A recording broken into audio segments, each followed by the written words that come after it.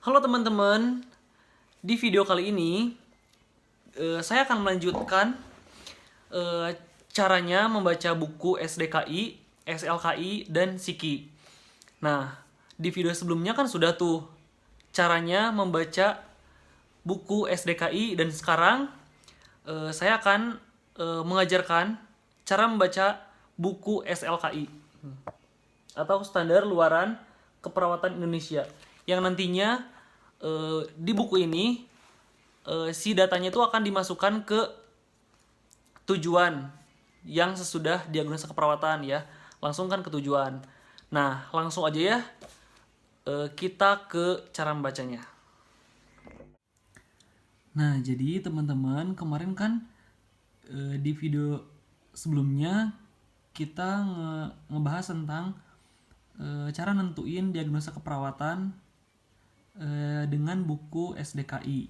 Nah, sekarang kita coba nentuin tujuan yang ini ya di perencanaan dengan melihat referensi dari buku SLKI atau Standar Luaran Keperawatan Indonesia. Nah, di sini ini kan kemarin udah ya diagnosanya. Jadi emang yang pertama harus kita cari itu diagnosa dulu. Setelah itu lanjut ke tujuan. Nah, di sini tujuan dari diagnosa nyeri akut itu ada yang pertama tingkat nyeri. Nah, terus selanjutnya ditulis juga ya kodenya, ini kode yang di sini. Terus kalau lihat dulu yang di sini ya. Nah, di sini tuh setelah dilakukan intervensi keperawatan selama 2 kali 24 jam, mohon maaf nggak ditulis jamnya, maka tingkat nyeri menurun dengan kriteria hasil. Nah, ditulis juga kriteria hasilnya di sini ya. Kayak gitu. Nah, teman-teman, di buku ini atau di buku SLKI ini atau Standar Luaran Keperawatan Indonesia ini cara membacanya sedikit berbeda dengan buku SLKI. Kenapa sedikit berbeda? Mohon maaf ya, ini udah sedikit rusak. Nah, di sini kan ada daftar luaran keperawatan. Nah, kita jangan dulu baca yang ini, tapi kita kesini dulu. Nah, kita cari dulu di daftar tautannya, daftar tautan SDKI atau SLKI, karena kalau kita nyari di sini itu nggak bakalan ada. Tapi kalau kita nyari di sini, kita kan kemarin diagnosanya itu ada nyeri akut nih di sini. Nyeri akut ya. Nyeri akut itu nomor 174. Nah, kita cari dulu nomor 174.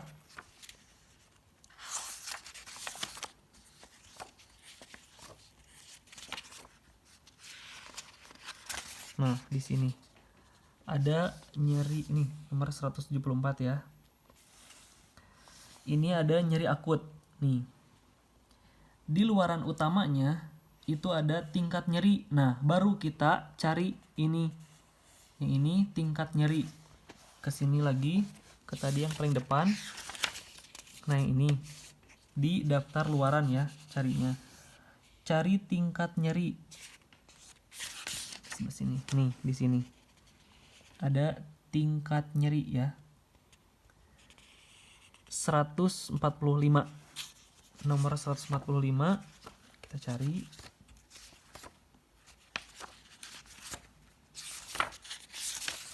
Nah, ini di sini 145.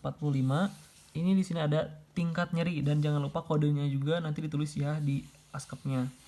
Definisinya boleh dibaca. Terus ekspektasinya itu kan tingkat nyerinya itu menurun ya, gak mungkin ekspektasinya tingkat nyerinya itu meningkat ya. Yang ada malah si pasiennya nanti malah makin parah kayak gitu. Terus kriteria hasilnya di sini ada nih. Ada keluhan nyeri. Keluhan nyeri otomatis bakalan menurun kan. Terus ada meringis. Meringis juga menurun. Ekspektasi perawat tuh menurun ya harusnya. Terus ada sikap protektif, terus gelisah, kesulitan tidur, kayak gitu. Pokoknya menurun. Nah, kalau yang ini yang atas itu ada kemampuan menuntaskan aktivitas. Kalau ini meningkat. Kalau yang di sini tuh pokoknya udah dijelasin di sini juga. Ini sampai ke sini juga masih banyak nanti di kriteria hasilnya. Nah, sekarang kita ke cara penulisannya. Lihat di nomor 12. Nah, di sini. Ini nomor 12. Cara penulisannya ini kayak gini ya, di tujuan itu. Nah, udah ditulis di sini.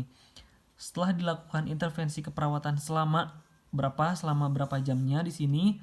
Ada yang 2 kali 24 jam, ada yang 3 kali 24 jam, ada juga kalau di ruang OK itu kan biasanya cuman 20 menit kayak gitu. Maka luaran keperawatannya yang tadi, luaran keperawatannya itu kan tingkat nyeri tadi kan. Nah, ekspektasinya tadi udah kan, ekspektasinya itu tingkat nyerinya menurun. Nah, kayak gitu. Dengan kriteria hasil apa tadi udah di yang sebelumnya itu kriteria hasilnya dimasukin ke sini 3 atau lebih dari 3 juga boleh, nggak apa-apa kayak gitu.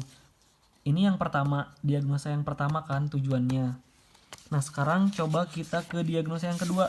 Masih sama carinya di sini ya, di daftar tautan SDKI SLKI. Diagnosa yang kedua itu yaitu ini ada nih, gangguan mobilitas fisik ya. Nomor 159. Nomor 159. Kita cari 150. Nah, di sini ada 159 itu gangguan mobilitas fisik.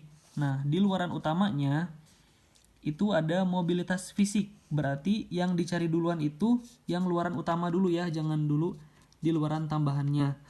Coba kita cari luaran utamanya itu mobilitas fisik. Di sini kembali ke daftar. Yang di sini daftar luaran. Nah, tadi itu mobilitas fisik, cari di sini mobilitas fisik. Nah, ini nih ada. Mobilitas fisik nomor 65. 65.